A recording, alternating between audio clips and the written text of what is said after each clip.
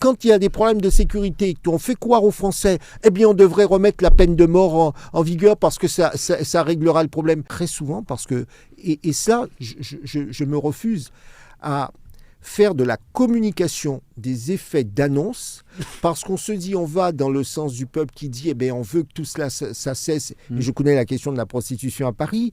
On veut que tout cela cesse, donc on fait des annonces. Peu importe ce que l'on vote, peu importe le texte que l'on prend, peu importe qu'il soit contre-productif, ça n'intéresse plus. L'idée, c'est tout de suite, on va dans le sens du vent, on dit aux gens ce qu'ils ont... Dans l'émotionnel. Oui, on fait, c'est la politique de l'émotion, par exemple. Je vais vous dire une chose. Donc un laisser-aller gouvernemental, c'est ce que vous êtes en train de dire. Non, mais ça n'est pas, attendez, ça n'est pas du laisser. Moi je l'entends comme ça, un laisser-aller gouvernemental.